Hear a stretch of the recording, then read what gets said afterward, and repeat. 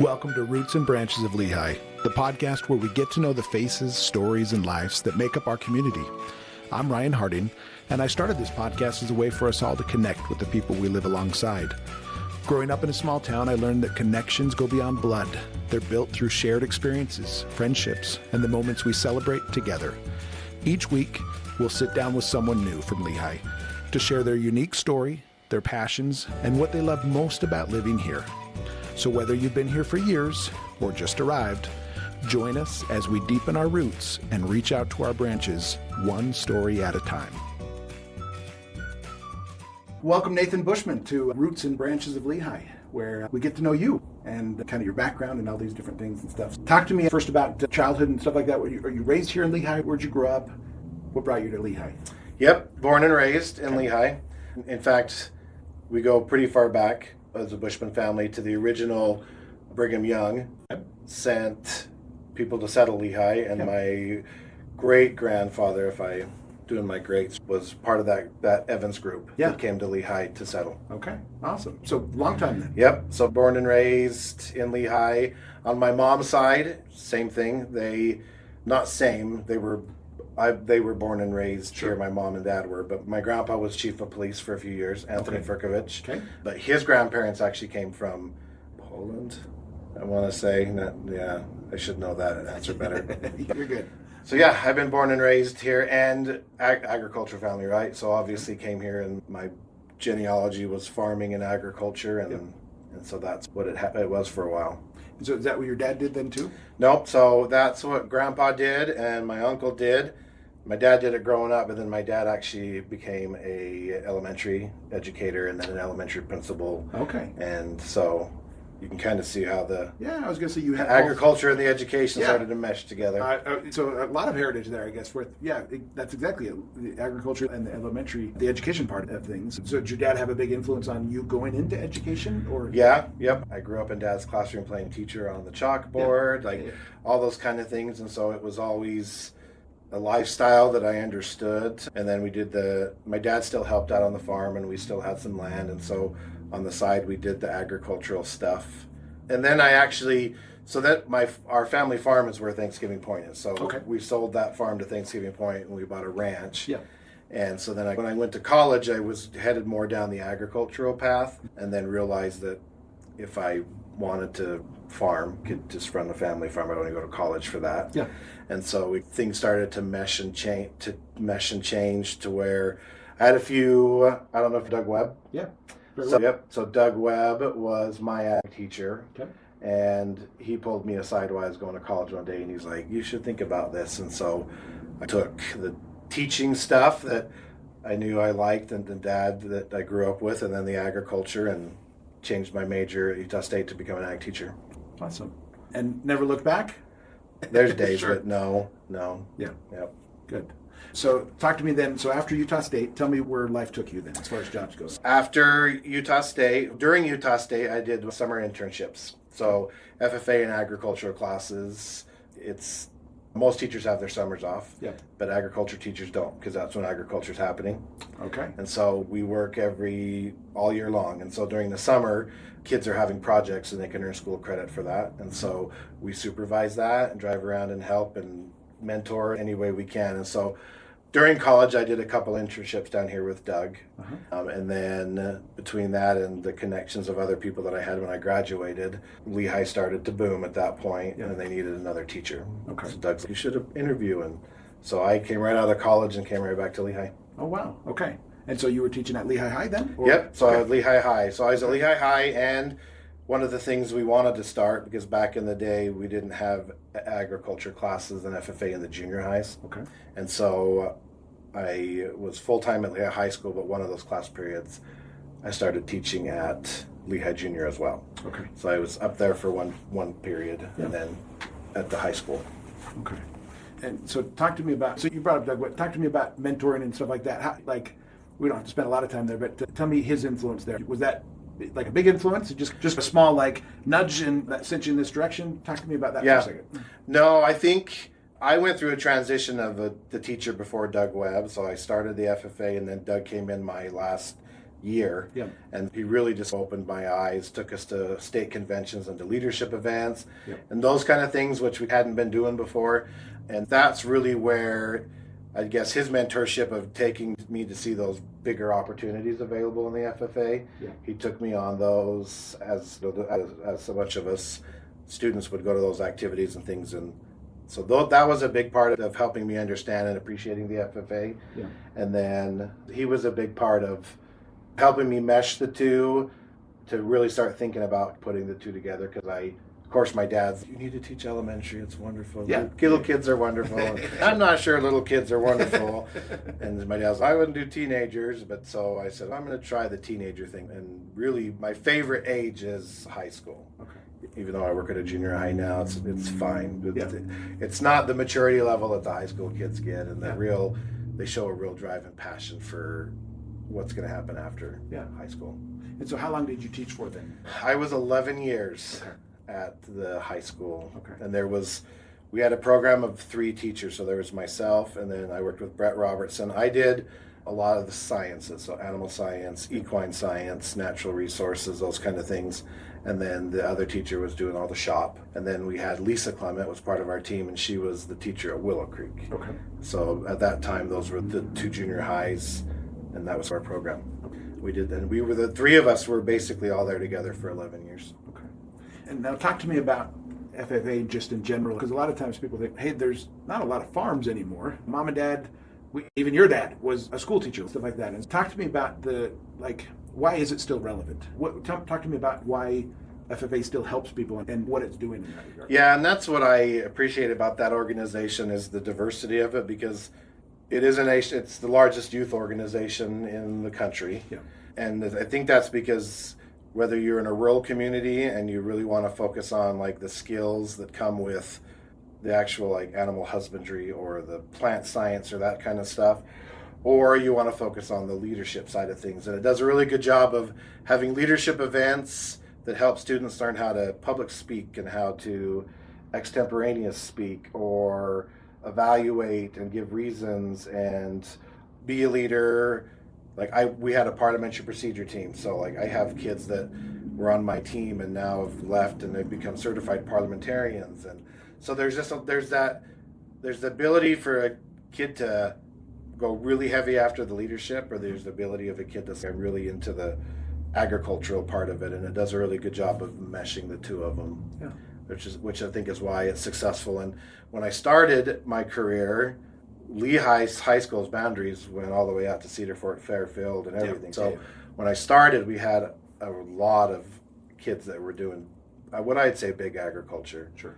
Versus when I left, Westlake had been formed and we were smaller. We started to see more smaller scale things, but there's still quite a few kids involved with the agriculture, raising livestock, taking care of horses, training horses, those kind of things still. And what I've heard, I guess, too, also is that it's not only, so I think of jobs on a farm, right? But it also could be, hey, there's a lot of big corporations that are selling to those people, and they maybe need those guys that understand the logistics of the things that you're teaching. And even small farmers as ourselves, because we still raise cattle here. Sure. And we have to learn marketing. Yeah. If we're gonna compete against the big guys and those kind of things, we've got to learn to market our own stuff, figuring out social media, podcasting, all those kind of things are all skills that kids learn that they can then either take to a corporation or they can take back to their own farm where they might have 12 stalls and they're training horses, but they've got to learn how to market, because we don't market a lot on TV anymore. There's a lot of aspects that teach them more than they learn the basics in class as well. They're going to learn proper ways to grow and fertilize and to animal husbandry skills when it comes to branding and vaccinating, all those kind of things. But then the FFA helps tie in the other part to it so that they can walk out and really be businessmen and women. Sure. So talk to me about so you said 11 years or 13 years? 11. 11 years, okay. So 11 years at the high school. Anything stand out from that 11 years? Any stories? Obviously you mentioned you had somebody influential help you, right? And Doug, did you have any of those stories on the flip side where you were the guy kind of thing? No, I'd hope so. Yeah, I have kids that come up and talked to me and shared those kind of things. Trying to think of like specific situations. There were some teams that came in and did incredible, fantastic things and fundraisers and service projects and things like that. But I can't think of like a specific story. But it was fun to see a student go from ninth grade and then graduate, and the skill set and the opportunities that they created along the way. Yeah, for sure. Good. And during that time, I guess you mentioned, so 11 years there, the summers and stuff like that. Talk to me then about this. So are you still employed by Alpine School District this summer? Okay, so it's still through the school. Yep. So then what does your kind of day-to-day look like during that summertime? That looked like we were heavily involved in Roundup. Okay, sure. So back in the day, we're getting floats ready. We're getting the horses and the wagons for the horse parade ready. Sure. The kids are getting things decorated for that. And then back at that time when I was involved, we were involved with Wines Park. Okay. So we had pony rides. Yep. And as an FFA, we didn't own ponies, so kids were searching for ponies that were rideable. Yeah. And so rounding up ponies, and we had the petting zoo, so kids are rounding up that. So we spent a lot of June in preparation for that. When it came to the FFA side of things and the leadership team that was doing that. As for what I would do in the summer, is there was a lot of, one of the requirements for us to document hours and stuff like that was actually like physically see students. And so we would show up, whether they were raising a lamb for the county fair, or a kid had a 2-acre garden because he was going to take it to a farmer's market, or whatever they were doing, we were there to kind of show up, see how things were going, give them advice, ask us if they had questions about how we could help with that kind of stuff. And we just spent a lot of times driving around visiting kids. And then of course, we had kids doing livestock shows, and so we would have groups go out to, once a month there were different livestock shows where we'd go help support kids. And a lot of them didn't have necessarily trailers, and so the school district had the horse trailer, and we were able to help transport the animals and stuff for the kids like that. Okay. And there were days I felt like a vet. Sure. They'd call and my animal's sick, and so we'd go do our best to help them avoid that bill and see if we could help figure out the problem and stuff. And you mentioned a lot about animals and stuff like that. What would you tell a kid that's maybe, hey, I'm not interested in animals, I'm not interested in that kind of stuff? Is there a place for somebody like that in FFA in some of those classes?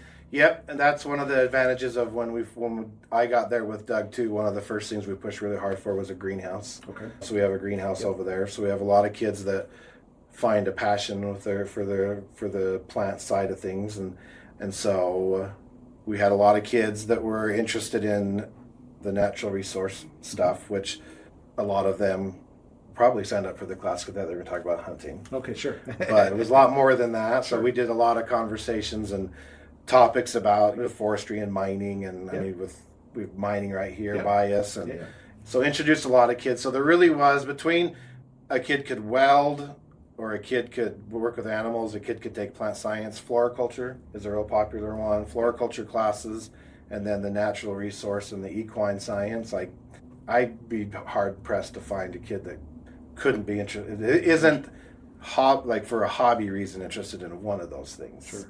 And if they weren't, then they were down the hall in the foods class. Sure. And are you seeing kind of a resurgence in some of those more hands-on? It seems like for decades we pushed college and education, which obviously education is very important, but it was only college-bound, white-collar work kind of thing. And so are you seeing that shift where, okay, hey, sure, get educated, but it doesn't have to necessarily be down this white-collar path. We want you to get specialized in welding, you mentioned, electrician, or are you seeing a resurgence there, I guess? Yes, and for multiple reasons, but I definitely think we are starting to see more of that kind of circling back of students being interested in. We have a really good relationship in Alpine right now with MTech. Okay.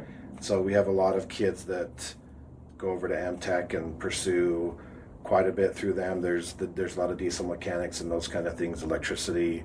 Yeah. And so that's what I liked about the ag classes and CTE classes in general, is that exposure to all of that. Sure. To be able to understand, like, for example, an individual in today's world can't buy a farm. Yeah. Even in the Midwest, the cost of it at this point. But a kid can certainly pursue, like you said, a corporation where they're gonna learn media skills to tie it all together.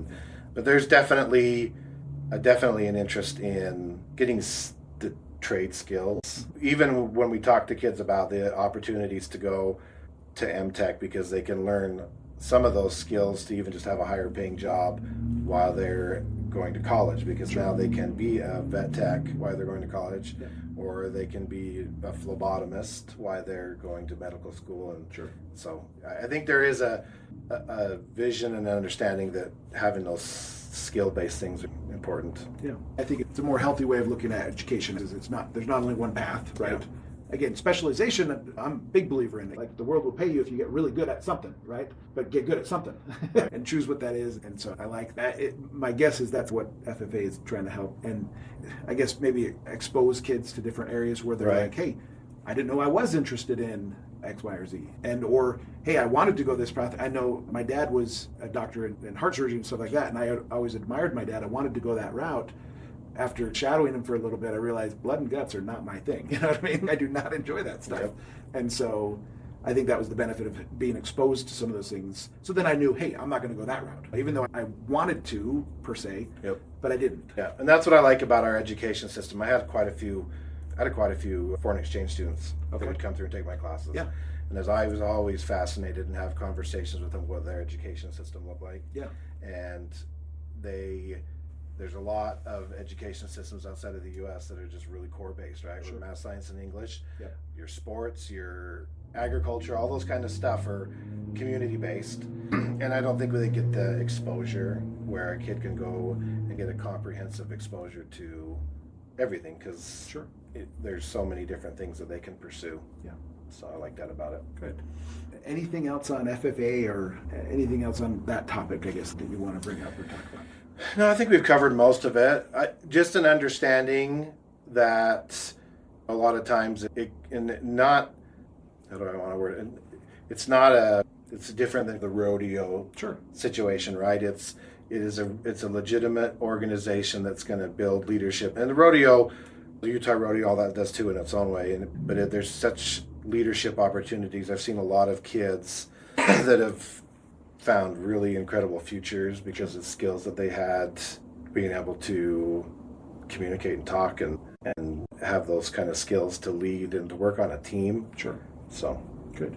So 11 years there. So then transition to Lehi Junior after that, or was there something? So at that point, again, so through that process of 11 years there, Doug Webb became an administrator. Yeah. Yeah. And so having a friend in that world, seeing what that world looks like, and I think it's like anything in life, 11 years of something is a long time. Sure. And it was a little bit of half and half of looking for a shift of, I need to do something different. A new challenge. As well as we had been running so hard to manage that organization that there was a little bit of, I'm tired. Sure.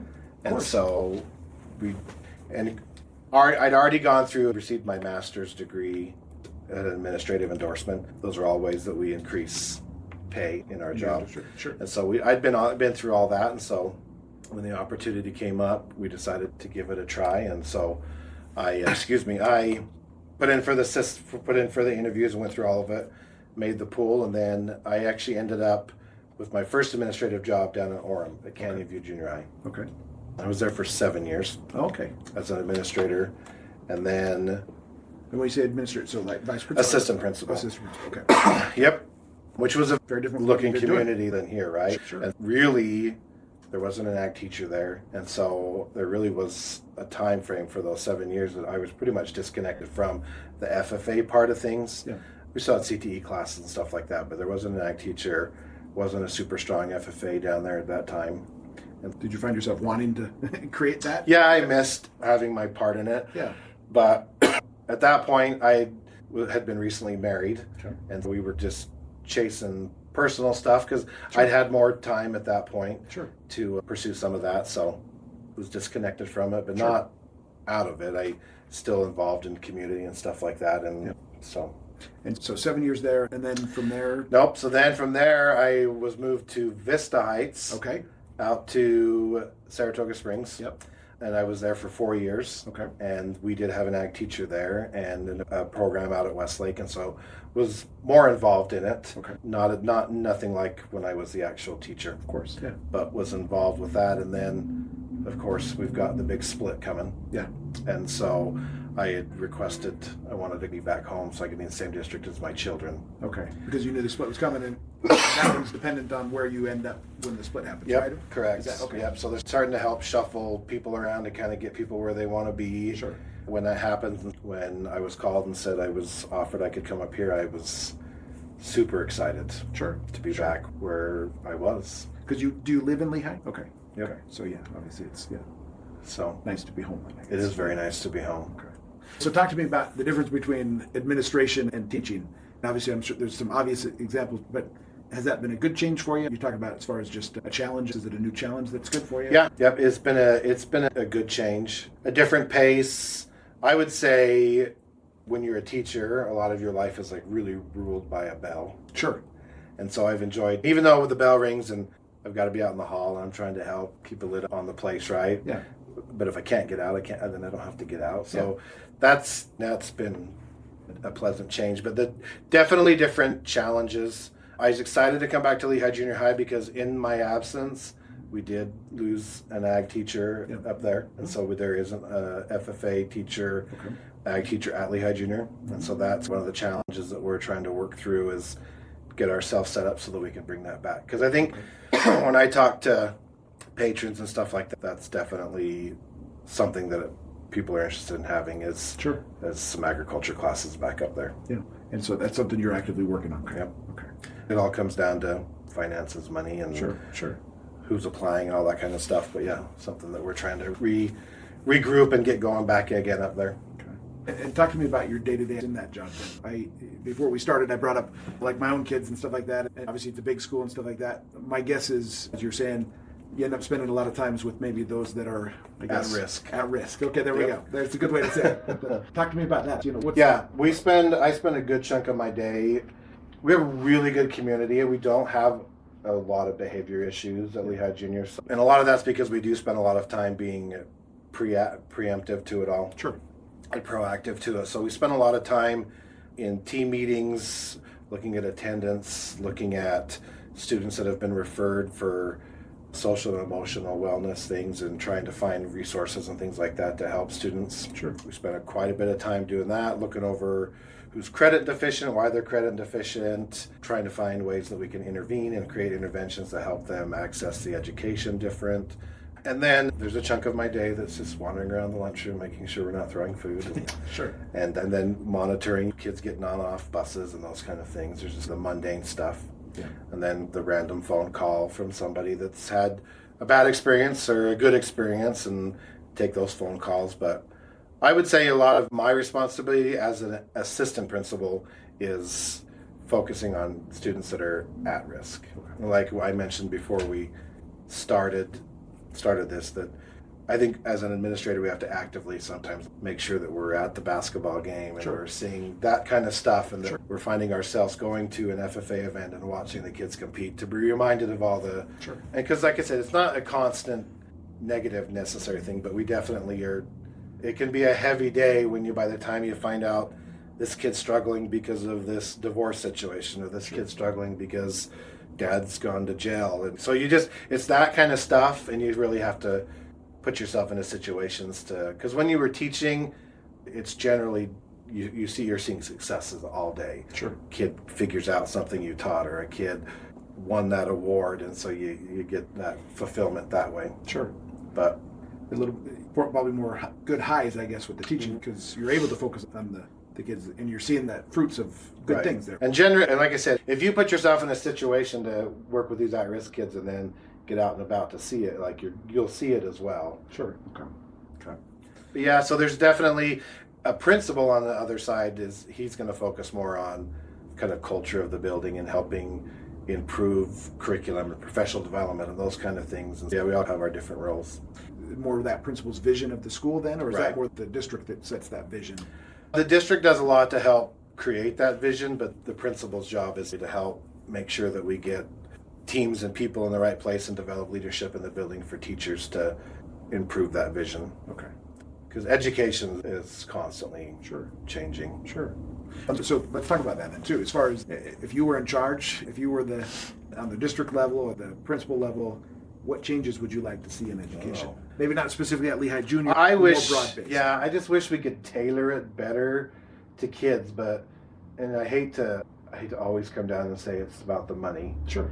But if we had more money, if I was in charge and there was a magic wand of money, I would make class sizes smaller, and I'd want to be able to help tailor that education more directed towards individual rather than teaching the masses, because that's what I think we do right now. Sure. Is have to teach the masses. I think we do a fantastic job at it with what we can, with the resources that we have, but it would be nice to be able to be like, okay, this kid has ADHD, this kid can't sit in a desk 90 minutes for 4 different periods. Let's get this kid out and about and learning his math skill as he's over here building something, and that's what his day would look like, would be intertwined into what they're passionate about, and then we help them get those skills rather than having to walk in and we're just learning equations, or walk in and we're just learning how to write a paragraph. And that's how I could see education could improve. But that's a big investment in monetarily. Sure. Do you see technology helping with that, as far as being able to, maybe not making class sizes smaller, but getting more one-on-one? Like anything that you're seeing coming down the pipe there? Or just your own vision kind of thing? It's hard because as adults we view technology as that tool that you explained. When you're dealing with a 12-year-old, they see it as it can be such a distraction as well. Fair enough. And so trying to find that balance of, I wish when I was teaching that I would have had some of the acts, because I remember when I was teaching, if I wanted computers, I'd have to schedule the computer lab for 3 weeks from now to take my class down to get the computers. And so I wish I'd had that access, because I think I could have visually helped kids see stuff better. We would talk about certain things, or even biology and those kind of things, and how a heart works, and a lot of it was just trying to explain it in drawing. Sure. And now there's so much technology that can help them. So yes, I think technology could help us tailor it. Yeah. But there would need to be, they're still 12, and you still need adults to help them navigate it, because between parents working or parents not engaged in their education of their children as much, it ends up, a 12-year-old will generally always pick Minecraft over exploring something educational. So it's more the distraction that, oh, hey, computer, that's where I associate video games with. And you're saying, no, look at the picture of the heart. We're trying to explore the anatomy here. We have to really monitor and redirect and focus kids as they're on computers. Sure, makes sense. Yeah. Anything else you see coming down the pipe, maybe not necessarily technology then, but that you think could help in education? It's been interesting to see us integrate artificial intelligence and trying to find a balance of using that tool appropriately without them losing those basic skills. Sure. It's like I haven't had to do math, written math forever, but I'm also like, the minute I'm at the barn and I'm trying to not have my phone and I'm trying to figure something out. So trying to find that balance where the kids are like, why do I need to know that? I can just do it on the computer. AI can just tell me how to do this, and helping them understand. You might not think it, but there's times when you're not going to have your artificial intelligence. So trying to find a way to incorporate that in, and I think teachers we're just on the cusp of helping them figure out how to navigate that as a tool. Sure. Without a kid saying, I'm supposed to write a paper about To Kill a Mockingbird, and please write it for me. Yeah, exactly. Yeah. And I'm sure that is hard. I don't necessarily envy that, because I know in my own job, I use AI all the time now. You know what I mean? It's helping me craft some things and stuff like that. But it's also because I already understand the basics of what I'm doing, too. And so it carries over into that. But it does free up my mind to maybe do higher level tasks. I don't know. That is a hard road, right? You mentioned math and stuff like that. Yeah, I use a calculator all the time. People are like, you do mortgages, you should know these numbers. So I have a calculator. That's how I know. I just run it through and it tells me what it is. And that's even in the CTE world, back to the classroom part of that, is 10 years ago, like, we were teaching kids how to make websites, and now you can just have AI make you a website. And so just trying to, and that's the hard thing, is where we're trying to find ways to professional development teachers, because they're teaching every day, all day long. It's not like they can be out learning new things without doing it on their own time, but yet they've got to be learning new things, because because the world's changing. We don't teach like we did 10 years ago. Yeah. But and hopefully with AI, my thought is that it will continue to be that tool, I guess. Like anything, it's, if you compare chopping a tree down, an axe works, but a chainsaw works better, right?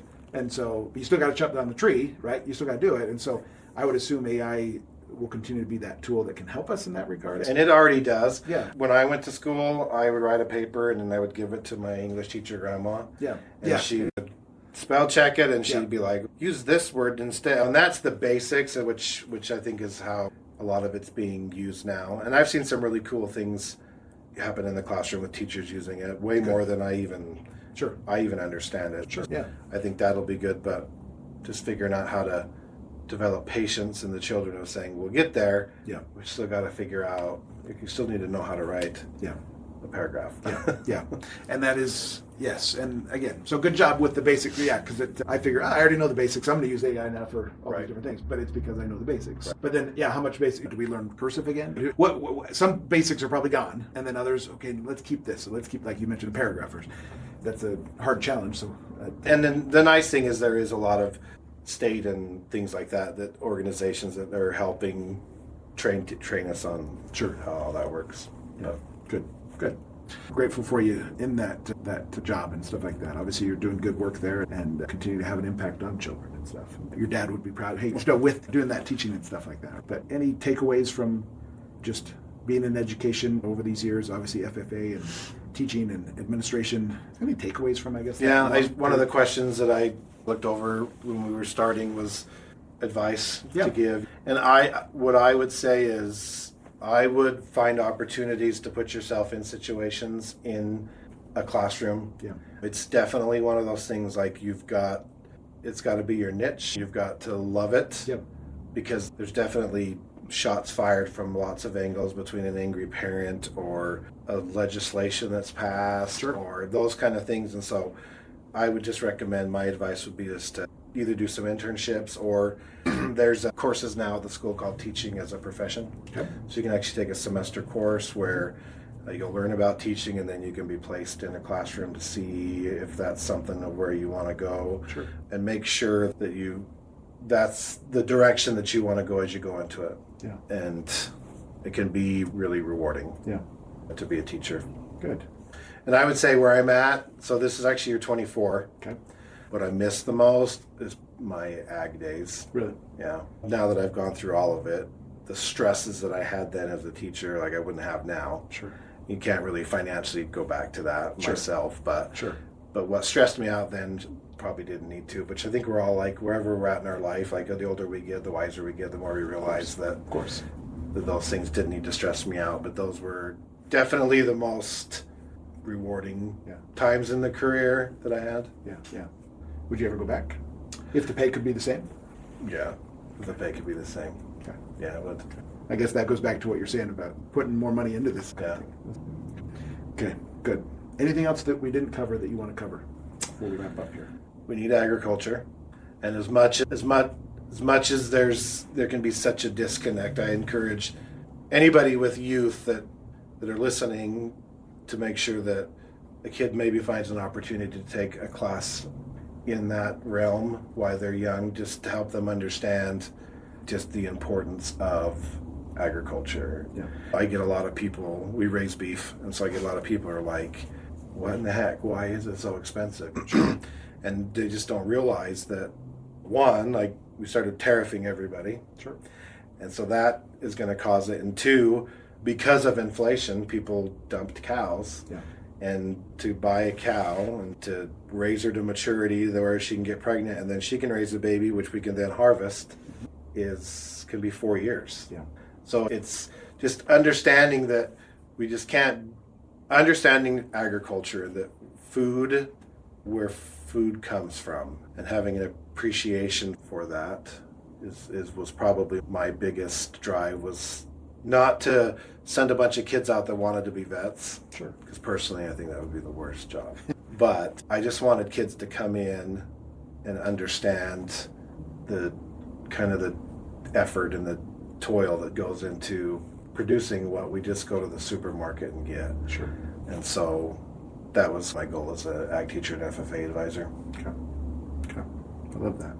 Thanks for coming on, and thanks for talking with me for a little bit. Yeah, appreciate the opportunity.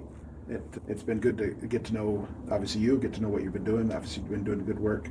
I'll end with this last question. Let's pretend your wife's here. Okay. What impact has she had on you? What impact has my wife had? She probably has helped with keeping me not making rash decisions myself when it comes, because not only, like, we do have farms and stuff on the side, but I could twist that question into where her involvement is, where we have a family and 2 young girls now. Yeah. I don't think there's a better way to raise kids than to have the responsibility of caring for animals. Yeah. Or even caring for land. Sure. If I was going to say what a disservice to the community nowadays in Lehi is, there's just not enough land for kids to have that responsibility, like whether it's snowing or raining. Yeah. My wife, myself, and my girls have to traipse out into the barn and get everything fed and make sure that they're okay. Yeah. And I think those are really important skills to teach youth. Yeah. So it's really become a family affair for you guys, just doing that kind of stuff. Yep. You've lived what you've been teaching, kind of thing. And so, yeah. That's good you found somebody that shares that enjoyment, I guess, of those kind of things. 'Cause I'm not sure everybody would. But okay, awesome. Thanks. Appreciate you coming on. Well, thanks for the invite. Yeah. Thank you for joining us on Roots and Branches of Lehi. I hope today's story helped you feel a little more connected to the people who make up our community. Remember, every person here has a unique story, and together, we're what makes Lehi feel like home. If you know someone who would be a great fit for this podcast, please fill out the form in the show notes so we can reach out and schedule an interview. We'd love to hear from you. A big thank you to our sponsors, the Work Harding Home Mortgage Team and Play Harding Nightly Vacation Rentals, for supporting this show and helping us bring our community closer together. Until next time, keep growing those roots and reaching out to your branches. Take care.